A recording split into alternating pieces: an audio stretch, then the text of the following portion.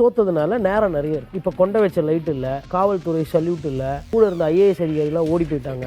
நிறைய கான்ட்ராக்ட் சம்பாரிச்சவங்கலாம் கான்ட்ராக்டர்லாம் ஓடி போயிட்டு இருப்பாங்க. எம்எல்ஏ யார் தாவலான்னு இருப்பாங்க. அப்போ கட்சி தலைவர்களுக்கு எப்பயுமே என்ன தோணுன்னா,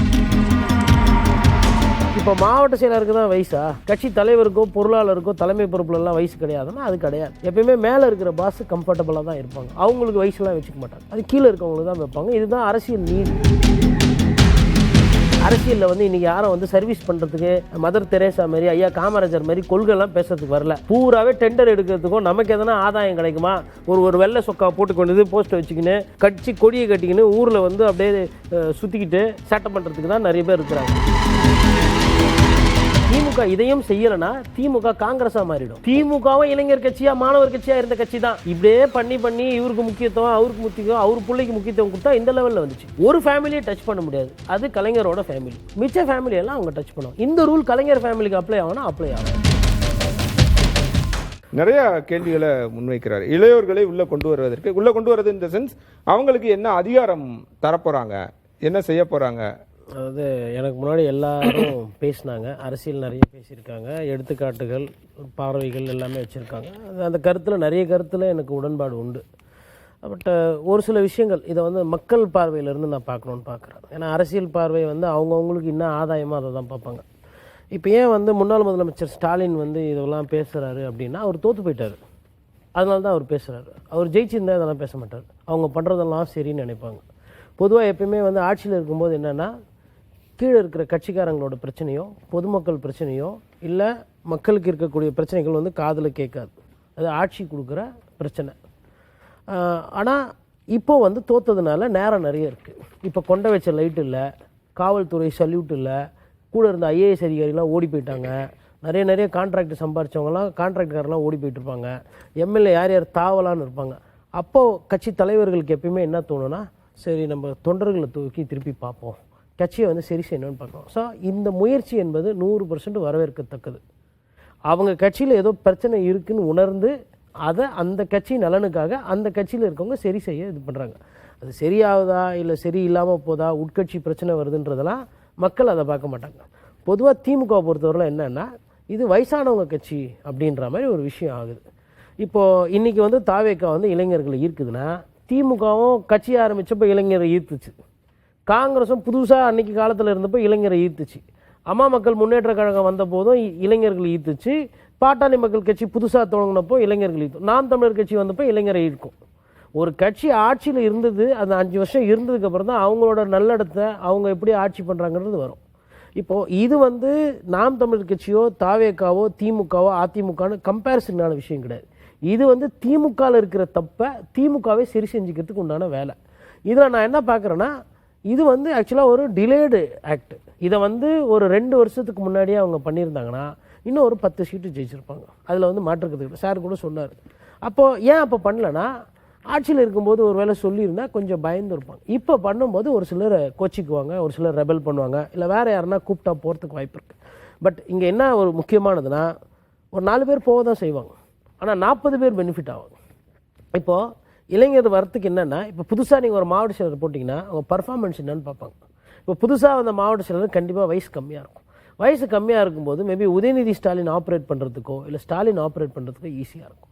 இப்போ அவங்கள கூப்பிட்டு அடுத்தது அவங்க என்ன சொல்கிறாங்கன்னா, கட்சியில் ஆள் சேர்க்கறதுக்கு உண்டான வேலையை பண்ண போகிறோன்னு சொல்கிறாங்க. அப்போ இந்த மாவட்ட செயலருக்கு அடுத்த வேலை என்னென்னா கட்சியில் ஆள் சேர்க்குறது. இப்போ கட்சியில் ஆள் சேர்க்குறன்னும் போது ஏதோ ஒன்று சொல்லி தான் கூப்பிட்டு வரணும், சும்மா வர முடியாது. அப்போ என்ன சொல்லுவாங்கன்னா, உள்ளாட்சியில் வாய்ப்பு தரேன், பதவி தரேன், அதை தரேன், இதை தரேன்னும் போது ஒரு புதுசாக ஒரு சில பேருக்கு பதவிகள் வரும்போது ஒரு 4 பேர் வருவாங்க. ஸோ அந்த ஒரு விஷயத்தை தான் அவங்க நோக்கி பண்ணுறாங்க. இன்னொன்று, 7-8% வாக்கு வங்கி இன்றைக்கி திமுகவுக்கு குறைஞ்சிருக்கும். அதாவது தாவேக்கா கிட்ட தோத்த வாக்குகள். இப்போ அதை ஈடு செய்யணும். அப்போ அதை ஈடு செய்யணும், கட்சிக்காரங்க போய் வீடு வீடாக பிரச்சாரம் பண்ணணும், கட்சியை கிராமங்களில் திருப்பி வலுப்படுத்தணும், நகரங்களில் திருப்பி வலுப்படுத்தணும்னா இந்த மாதிரி நிர்வாக ரீதியான விஷயங்கள் நடக்கணும். சரி, இப்போ மாவட்ட செயலருக்கு தான் வயசா, கட்சி தலைவருக்கோ பொருளாளருக்கோ தலைமை பொறுப்புலலாம் வயசு கிடையாதுன்னா அது கிடையாது. எப்பயுமே மேலே இருக்கிற பாஸ் கம்ஃபர்டபுளாக தான் இருப்பாங்க, அவங்களுக்கு வயசுலாம் வச்சுக்க மாட்டாங்க, அது கீழே இருக்கவங்களுக்கு தான் வைப்பாங்க. இதுதான் அரசியல் நீதி. நாளைக்கு இப்போ விஜய் சாருக்கே 80 வயசு ஆயிடுச்சு, 90 வயசு ஆயிடுச்சுனாலும் அவர் தான் கட்சி தலைவராக இருப்பார், அவர் போயிட்டு வயசெல்லாம் மாற்ற முடியாது. தலைவர் சரி, மற்ற பொறுப்புகள் இருக்கவங்களுக்கு அதுதானா? தலைவருக்கு வேண்டப்பட்டவங்க அப்படி இருப்பாங்க. முதல்ல வந்து தலைவருக்கு ஃப்ரெண்ட் எல்லாம் வந்து உட்காராங்கல்ல சுதந்திர தினத்துக்கு, அது மாதிரி தான். அந்த மாதிரி 60 வயசு தான். ஆமா, எதுவா இருந்தாலும் அதாவது இது வந்து மாற்ற முடியாது. சரி, ஒருவேளை மாத்தினீங்கன்னா தலைவர் புள்ள வந்து உட்காந்துக்குவாப்ல, இல்லை தலைவருக்கு வேண்டப்பட்டவங்க வந்து உட்காந்துக்கும். இதான் நடக்கும். இது வந்து கீழே இருக்கிற விஷயத்தை சரி பண்றதுக்கு பண்ற ஒரு யதார்த்தமான விஷயம்.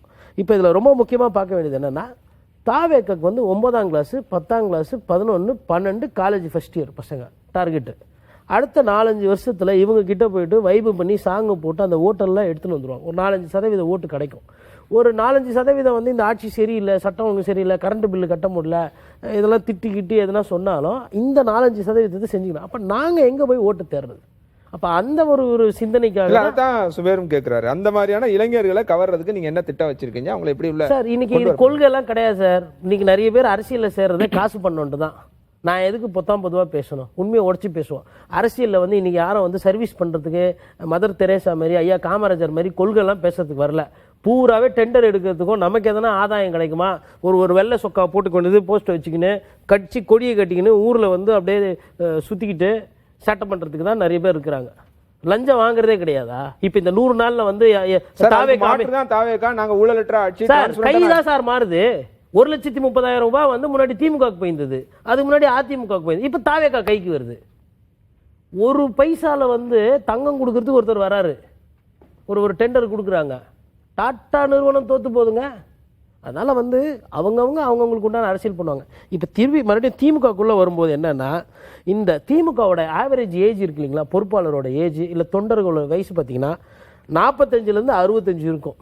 இப்போ இதெல்லாம் பண்ணி நீங்கள் அதை கம்மி பண்ணும்போது என்ன ஆகும்னா, மேபி இன்னும் கொஞ்சம் ஏஜ் டிஃப்ரென்ஸ் கம்மியாகும். மேபி அந்த ஆவரேஜ் ஏஜ் வந்து குறையும். அப்போ புதுசாக அமைப்பாளர் போடுறீங்க, இது பண்ணுறீங்க. அப்புறம் அந்த மூத்தவர்களுக்கெல்லாம் வேறு என்ன வாய்ஸ் இருக்குது, வேறு என்ன சாய்ஸ் இருக்குது அப்படின்னு பார்த்தீங்கன்னா, இப்போது மாணவர் அணி இருக்குது, அதில் பெரியவங்க போட முடியாது. இளைஞர் அணியில் பெருசாக பட் மற்றபடி மீனவர் அணி இருக்குது, வழக்கறிஞர் அணி இருக்குது, உங்களுக்கு மருத்துவர் அணி இருக்குது.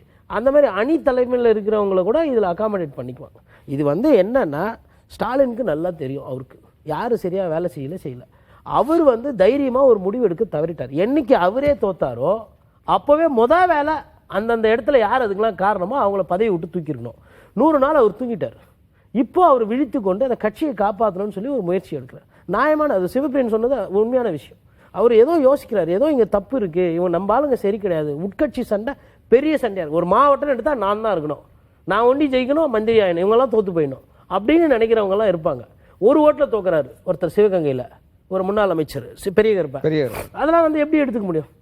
ஒரு எம்எல்ஏவால யோசிச்சு பாருங்க. ஒரு அமைச்சர் கட்சி பிரச்சனை இவ்வளவு இருக்கு அப்படின்றது இவ்வளவு நாள் தெரியாமையா இருந்திருக்குன்னு நினைக்கிறீங்க? தெரியலையே, தெரியாம தான் இருந்திருக்கு. இப்போ நீங்க ரூட் காஸ் ப்ராப்ளம் வந்து இது ஒண்டி கிடையாது, இன்னும் நிறைய இருக்கு உள்ள. திமுக மீது குடும்ப அரசியல் பண்றாங்க, சாமானியர்களுக்கு பதவி கொடுக்கலன்றது சொல்றதில்ல. இப்போ உதாரணத்துக்கு நான் ஒரு சில பேர்கள்லாம் படிக்கிறேன். பரந்தாமன், மருத்துவர் அஃபிசுல்லா, மருத்துவர் யாழினி, சூர்யா கிருஷ்ணமூர்த்தி, அறிவானந்தம், அப்புறம் இவங்களாம் தான் இப்போ சமீபமாக பார்த்தீங்கன்னா ஒரு 30 நாளா இல்லை 40 நாளா திமுக பற்றி அதிகமாக பேசிட்டு இருக்குது, தாவேக்காவை எதிர்த்து பேசுறது. முன்னாள் அமைச்சர்கள் அவங்க இடம் பெற்றிருந்தாங்க. குழுவில் இருந்தாலும் வந்து தைரியமாக பேசுறாங்க இல்லைங்களா, ஒரு அரசை எதிர்த்து. இவங்கெல்லாம் என்ன பதவியில் இருந்தாங்க? இதில் எம்எல்ஏவா இருந்தது பரந்தாம ஒண்டி தான். பரந்தாமனும் பெருசாக அரசியலில் வந்து தூக்கி எல்லாம் விடலை. அப்போது இந்த மாதிரி ஆட்களை விட நீங்கள் என்ன பண்ணீங்கன்னா 100 கோடி 200 கோடி சொத்துக்காரங்க தொடர்ந்து மாவட்ட செயலாளர் இருக்கிற அவங்களுக்கு தான் நீங்கள் இவ்வளோ நாள் முக்கியத்துவம் கொடுத்து இதை மாற்றுறாங்க, இதை மாற்ற போகிறாங்கன்னு நினச்சா கண்டிப்பாக அதனால ஒரு பெனிஃபிட் இருக்கும்.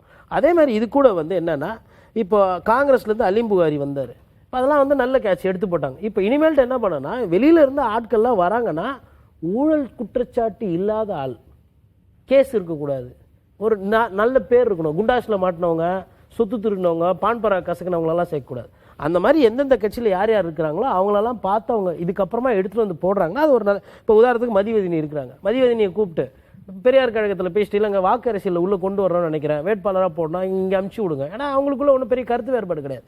அந்த மாதிரி ஆளூர் ஷானவாஸ் இருக்காப்புல, நீங்கள் வந்து பேசுறதெல்லாம் வந்து திமுக ஆதரவு நிலைப்பாடில் இருக்குது, விடுதலை சிறுத்தைகள் கட்சியில் உட்காந்து என்னத்துக்கு பண்ணுறீங்கன்னு சொல்லிட்டு அந்த மாதிரி இல்லைங்க. நான் வெளிப்படையாக பேசுகிறேன். யாரெல்லாம் இப்போ இங்கேருந்து ஒரு சில பேர் இப்போ பதவி பறிச்சவொன்னே போவாங்க இல்லையா, போகிறவங்களெல்லாம் அமுச்சிடணும். டெட்வுட்டு, அதாவது நீங்கள் ஆஸ் அ மாவட்ட செயலர் தோற்று போயிட்டீங்க, மொத்தமாக உங்கள் டீம் தோற்று போயிடுச்சு. அப்போ ஐயா நந்தகுமார் சார் சொன்னாங்க, அப்போனா சின்ன பசங்க தான் போய் களத்தில் இருக்கணும், வயசானவங்கலாம் ஜாலியாக இருப்பாங்க. சரி, இப்போ ஒரு வேர்ல்டு கப் ஃபுட்பால் மேட்ச் ஆடுறீங்க, கிரிக்கெட் மேட்ச்சு, கோச் எல்லாம் போய் ஆடுவாங்களா இல்லை பிளேயரை வச்சு ஆடுவீங்களா ஆட்டம் ஜெயிக்கிறதுக்கு? அவங்கெல்லாம் ஒரு காலத்தில் பிளேயராக இருந்தவங்க தான். திருப்பியும் மறுபடியும் அவங்களே நீங்கள் கிரவுண்டுக்கு அமிச்சிங்கன்னா வேறு வழி கிடையாது. தாவேக்கெல்லாம் நிறைய பேர் சேர்த்துக்கிறாங்கன்னா அங்கே ஆளுக்கு இடம் இருந்தது, சேர்த்துக்கிட்டாங்க. இப்போ அதிமுகலேருந்து போனவங்களுக்கு நிறைய பேருக்கு இப்போது முதலமைச்சரை பார்க்குற வாய்ப்பே கிடையாது. அவர் பெரிய முன்னாள் அமைச்சராக இருந்திருப்பார், 2 வாட்டி ஜெயிச்சிருப்பார், 3 வாட்டி.